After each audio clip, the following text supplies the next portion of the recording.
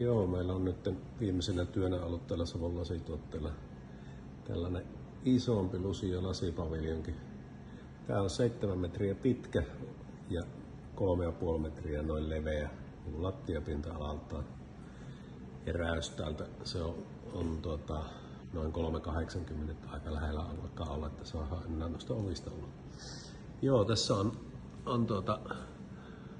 tummaharmaa darkkikatto.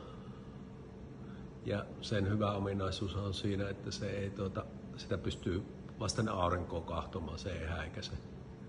Ja sitten asiakas halusi, että me tehdään siihen myös räystäskourut ja siinä on vielä syöksytorvet on maanantaina asennuksessa, ne on asentamatta, mutta siinä on hyvin tuommoinen siron rakenteeseen sopiva kouru. Ja lattiana tässä on lehtikuusilattia, mikä on käsitelty rautaoksidilla ja annettu muutama viikko tuolla ulkona ottaa siihen mukava harmaa sävy. Tosiaan tuotteessa on myös valmiina kaikki sähköstykset, ei tarvitse kohteessa muuta kuin syöttökaapeli kytkeä. Tässä on myös lisäksi lattiassa 6 lattiapistorasiaa.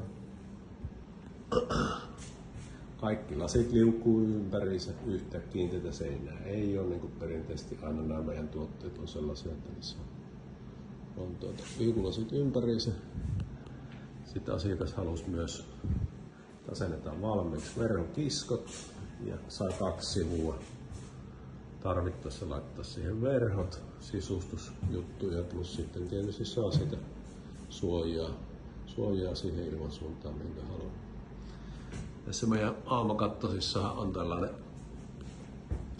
huuva aina tuolla ylhäällä ja tuo huuvahan on semmoinen, että sen ilman läpivirtaista voidaan säätää. Siellä on semmoiset säätöpellit ja sinne tulee myös hyttysverkot.